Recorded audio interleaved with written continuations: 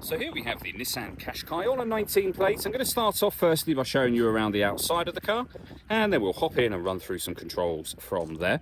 From the outside, you can see it's a 5-door car with alloy wheels and tinted windows. We're going to start off firstly inside the boot area.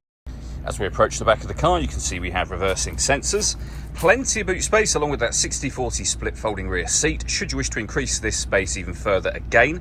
And then underneath this vinyl boot liner, you can increase the space further by lifting and removing both of these two tray sections, should you wish to. Okay, so we're just going to work our way back around to the front of the car, and then we'll hop in, and as I mentioned, run through some controls on the inside of it from there. Just briefly before we climb in, I think it's well worth seeing the interior from this exterior point of view. There's plenty to run through on the dashboard, so let's hop in and we'll do that now.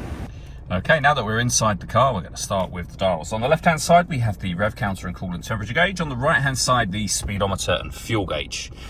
Over in the centre, you can see the total miles for the car. They are 42,381. We have a digital readout for the speedometer above that. You can change that information for various different menus using buttons on the steering wheel.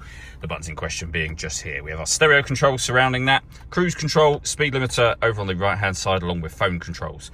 You'll only be able to use the phone controls once you pair the phone up to the car, and that is done on the touchscreen by hitting phone, and then connections and following the instructions on screen from there. We have lots of options along the bottom here, one of which is your audio menu.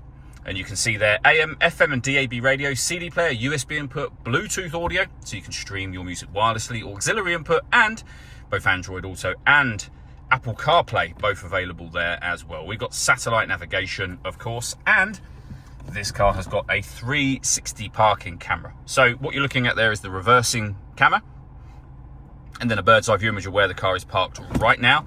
And it goes a couple of steps beyond that as well, so you can get a front-facing camera and the bird's eye view, front-facing camera and the front passenger side wheel. And we have autonomous parking, so you can parallel park and bay park. The car will take control for you.